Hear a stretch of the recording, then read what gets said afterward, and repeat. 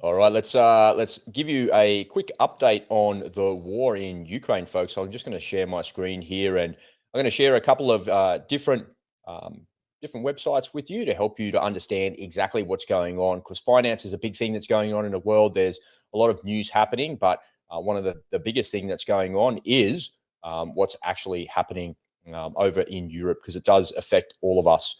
So over at this website here, and once again, as per all of our streams that we're doing and all of the content that we create, you can find all of the links in the description. So if you want to see these websites for yourself, all of the links will be down in the description. So this website is called rus.com, and you can see the Russian losses that have actually happened over the last 12 months from the war. So it's a pretty horrific and harrowing thing that's actually going on. There's more than 184,000 people, according to the Ukrainians, that have been killed on the Russian side. And it's estimated that it's probably about 3 or 4 times that amount for the Ukrainians on the Ukrainian side of the ledger there, which is unbelievable when you look at it. So there's 900,000 troops in the Russian army, and they estimate that 184,000 and 553,000 have been killed or wounded. So that represents 82% of their forces that have been decimated. And that's why you're starting to hear about conscription. That's why you're starting to hear about what's actually happening in mainstream Russia. One of the things that they've been talking about is creating the digital version of the conscript. Once upon a time, they would have to go around and knock on your door and serve you with a piece of paper and go, "Oi, you've been conscripted, get down to the army barracks, off you go." They're not doing that anymore. What they're doing is they're tying it to your mobile phone. So you'll get a text message and go, "Oi, you've been conscripted, get your ass down the army barracks, off you go." So that's happening on the lowdown in Russia, and it's estimated that they've conscripted another 200,000 or 300,000 troops. The Russians have stopped the Wagner Group going to the prisons and extracting people from the prisons, and the Russian army are now doing that as well. So what I'm really afraid of, which is the next part of the presentation that I want to share with you, is actually what's about to happen. So there's been a lot of discussion in and around what's happening with the map here, what's happening with the counteroffensive. That's what's going on.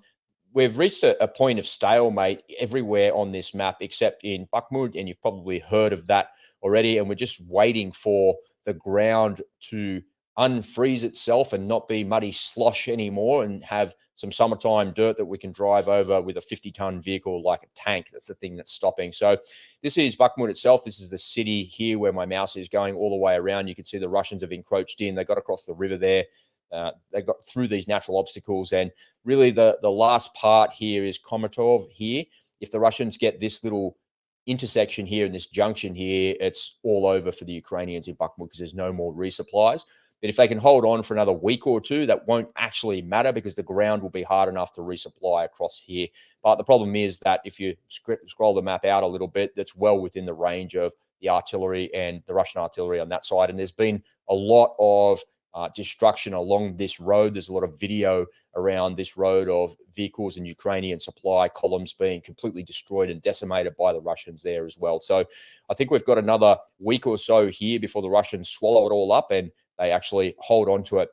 But if that's happening, I think we're seeing the final signs of weapon system delivery to the Ukrainians, and all of the tanks seem to be arriving to the Ukrainians, and they're preparing for the counteroffensive. And one of the things that I wanted to show you was some of the things that are actually happening. So as we know, there's a lot of troops that have been trained in Poland, in other parts of Europe, in the UK as well. And here's some examples of that. You can see there's probably a couple of battalions worth of troops there. It's estimated that there's anywhere between 80 and 90,000 Ukrainians ready for this counterattack.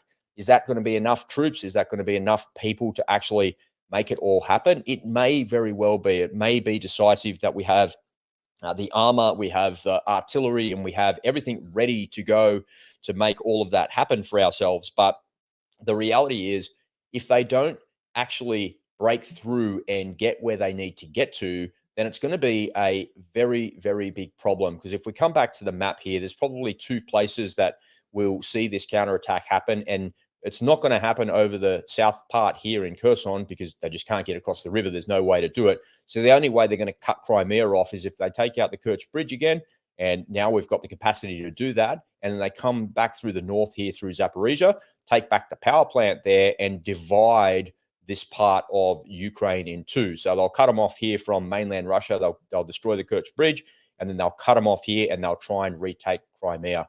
But the Russians are dug in here, and there's extensive forces in this part of the world.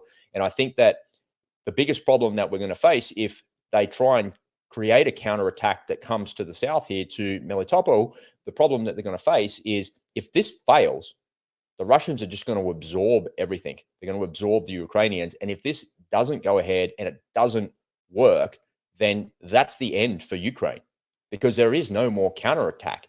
There's no more soldiers. There's no more troops. There's no more people that can actually follow through and counter the Russians. So unless this counterattack actually works, it's the end for Ukraine. And I don't hear anybody talking about that.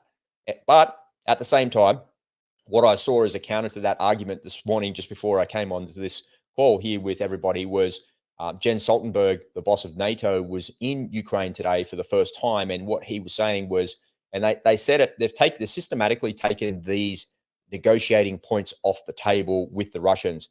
They've said that the Ukrainians will never join NATO. And NATO have said, well, Ukraine can't join NATO until the war is over. So that's not going to happen. So that negotiating point is gone away. But Stoltenberg has come out and said that what we're going to do is provide Ukraine with a security guarantee. And I think what they're doing is they're laying the foundations and they're laying the steps for NATO to go in there and actually shut this down and end it, in which case we're going to end up in a nuclear war, and ED's CBDCs are not going to actually matter all that much, because that will then present an existential threat to the Russians. The Russians will do whatever they need to do to protect themselves, which means going up to and using nuclear weapons of all sorts. And I don't think the nuclear attack will happen necessarily on the territory of Ukraine. I think it will happen behind the lines of Ukraine and at the actual sources, and they'll try and take out the things that are causing their problems, the existential threat, because the threat is not in Ukraine, the threat is from NATO. So they'll take out all of those NATO bases and they'll use nuclear weapons to actually do that. It's a pretty scary proposition, folks, but unless this counterattack actually works, I can't see any foreseeable way that the Ukrainians are going to be able to shut down the Russians, albeit unless NATO get involved in this conflict. And I think that that's just a matter of time and a matter of course. I think by October, November this year, it'll either be over or NATO will be involved in that there. So I'm just going to stop sharing that screen, and I want to show you the result of actually what happens when the Russian combat power has such incredible losses. So this is a video from a channel that I watch all the time, and what they're doing is they're showing you here T-54 and T-55 tanks that the Russians are pulling out of storage, and that's what they're moving forward to the front line. It's unbelievable to think that the Russian combat losses are so heavy that they have to use technology that was created 70 years ago to actually solve the problems that they're facing. It is a scary proposition that this is what this is actually coming to. So do the Russians actually have the capability to keep moving forward and keep holding the ground? Well, when I see videos like this, I don't know what to think. Maybe there's thousands and thousands of these tanks that are in play, and maybe these tanks, some of them are just completely useless, or they use them for spare parts, or there's bits and pieces of them that they can use. I don't know. But what I do know is that the Russians have received exceptional losses. When you look at that Rush Minus website and you see the numbers of losses that they've faced in the armor side of things, has been unbelievable. So just coming back to that quickly, 3,667. So I lost 2 yesterday. So they've only got 3,300. So where are the other 600? So that's what we knew that they had. And so there's obviously another 300 that have been pulled out of storage that nobody knew about, but that's what's been destroyed on the battlefield as well. So according to these numbers, 100% of their armored brigades have been destroyed and their tanks have been destroyed, which is a scary proposition. And that's why we're seeing these types of videos where you're seeing this really old 1950s and 1960s technology. There's also footage going around of these Russians running around in World War II helmets and using weapon systems from World War II as well. Where is this all going? I don't really know. I think that the counteroffensive that's about to kick off in the next couple of weeks will be decisive, and that will determine the outcome of this conflict. I just want to share one more map with you, ladies and gentlemen, as you look. And once again, all of the links to this will be down in the show notes. And if you're listening to this as a podcast, just have a look at the show notes and you'll be able to see the links. This is called Eyes on Russia. This is a really interesting map. It's used as open source intelligence, and you can zoom into the map. And as you click around on the various different dots there, it gives you exactly what happened. What is it that they saw? So a school was destroyed in that location. Here's the link to it. Here's the details of it. So somebody is taking the time, the painstaking time to put a map together like this to show you exactly what's going on in these places, which is an absolute travesty. It's an absolute shame that this is happening. But what can you do? This has been created and fed by the American government, unfortunately. And I really believe that what's happening here is the systematic destruction of the Russian economy. They're trying to bleed them dry.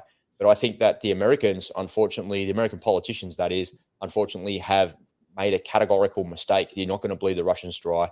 And their ability to suffer losses is far greater than what we would have ever expected to.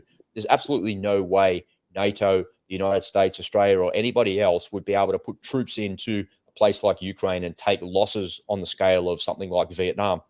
And in Vietnam, remember, there's about 50,000 people killed in Vietnam, but now we're seeing literally hundreds of thousands of people being killed in a war in Europe. This is unlike anything we've ever seen in our lifetime.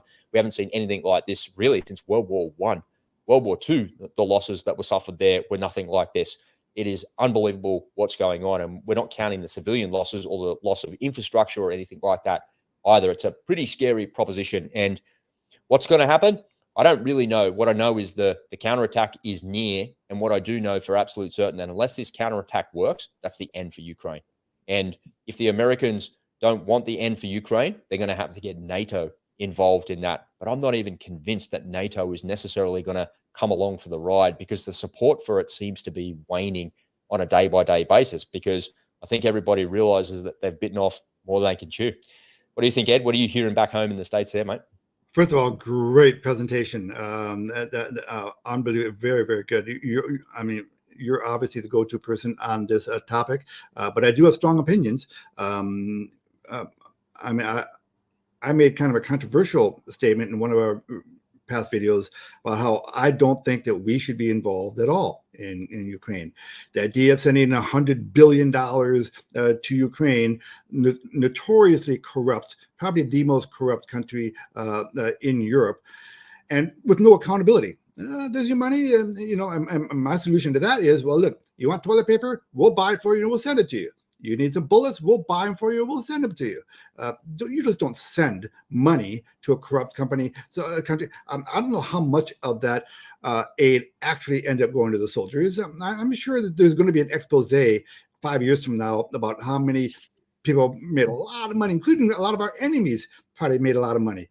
Probably a good amount of those $80 billion worth of military stuff we left in Afghanistan is probably ending up on the battlefield over there on the black market. This is a scandal any way you look at it, and we have a lot to be blamed for, in this. We've had our politicians come out and say on multiple occasions, including Biden himself, in freaking Ukraine when he was there, that there's we'll do whatever it takes. Well, what the hell does that mean? $1 trillion, $2 trillion, U.S. boots on the ground. What does that statement mean? Whatever it takes. Can I make maybe a controversial statement as well? And I want you to push back on me here, right? Because I don't actually believe it's the politicians that are causing it. That's a big statement, right? The politicians are the ones that want it. Yeah. So Joe Biden saying, whatever it takes, we'll stay there, we'll help you. And every other idiot that's following him going, yeah, whatever it takes, we'll give him everything, And then they're arguing about how to pay for everything, right? So the politicians want to do it. But the only thing that enables it is the US Federal Reserve. Amen. They're the whole reason that this exists. And no one ever says that. No one ever talks about that, because they don't understand that in order for all of that money, that gazillions of dollars that go over to Ukraine, it's not in some bank account. They go and print the money, borrow it as bonds, and then send it across to them. That's how it actually works. And a large percentage of it, surprisingly, Ed, is what you described. They give the money to Lockheed Martin or Raytheon or whoever, whatever defense contracting company there is, and they place the orders for the weapon systems and the weapons are delivered. But that's not actually true in all of the circumstance, because they're now funding the Ukrainian pension system because the country's completely broke. Yes, maybe too. Yes, unbelievable, man. Unbelievable. Yeah, I mean, we're broke. Our but you're funding somebody else, other country's system. Like what? Yeah, we're broke. We're having our social security system is on thin ice, and we just fully funded their pension system in Ukraine. Yeah, and I don't know, what do we get out of it? I mean, what do we get? What does America get out of this? That's the biggest question I have as well. There's here in Australia, there's about, I think there's something like 400 Hawkeye vehicles sitting in some warehouses here in Australia because there's some problems with them. Yeah, so the ABS on these vehicles is no good. And some of the pundits and the news media have said, well, why don't we take those vehicles and give all of them to Ukraine? So give 400 of these vehicles to Ukraine. They must be worth like 300, 400 grand each, right? Capable equipment. You know, first world army, first world equipment. We've got the best of everything here in Australia. They don't spare any expense in that regard. It's pretty good. And they're like, why don't you fix them while they're in theater? And they're only driving at slow speed anyway. It's all right. The ABS problem they have is on the road and on the tarmac if you're driving at 80 k's an hour, but they're not driving at 80 k's an hour in the bush. They're driving around at 20 kilometers an hour in the scrub, right? Trying to be tactical and do that. But now we can move troops around the battlefield. And I'm thinking, yeah, really good idea. But if we take 400 vehicles out of storage and send them across there, imagine how much money that costs. It's the first thing. We pay for it as the taxpayers. At some point, that's going to come home to roost. Now, grandkids are going to have to pay that through inflation. That's the first thing. Then the second thing is, if we give it to them, what are we going to get? Those vehicles are never coming back. That's the first thing. And the second thing is, they're going to be destroyed on the battlefield. That's just the reality of it. So what do we get when we give that to them? Are we supporting? I'm not saying we shouldn't support them. I'm not saying that Putin was entitled to actually invade. But what I am saying is that if the Federal Reserve banks of the world, particularly in the United States, said, no, we can't give you money for that, none of this would be happening. Listen, that's who's encouraging it, man. That's why you should end the Fed, right? That's the hashtag, end the Fed. Yeah, amen, brother. Listen, JP Morgan announced a $400 billion credit line to Ukraine. Every other day, something like that's coming out, isn't it? I saw right. the European Union did one the other day as well for $100 billion. Unbelievable, man. The IMF, there's money. People are making money on this. I mean, serious people. We're talking governments. We're talking, IMF. We're talking. There's lots of money at play here, and I can think of at least two reasons why the Pentagon is loving this war. Okay, first of all, they get a chance to practice warfare, because we haven't had a war for quite a while, so it gives them a chance to bone up on their warring skills, and they can do it with a proxy without having to use their own blood. We are using our treasure, or we're using someone else's blood. So that's one way. It's kind of practice for what could come with China. Hey, we're kind of getting up to speed on what's out there and what could happen. So this is kind of a practice scenario for them.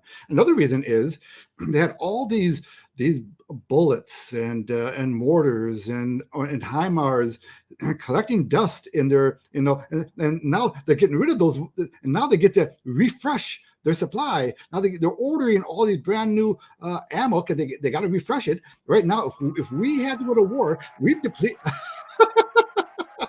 That's the Pentagon cheering, man. Yeah. That's John Kirby, man, at the lectern, like, come on, everybody, cheering. Yeah. And everybody else, like in the world, is going, no, that's all bullshit. We're not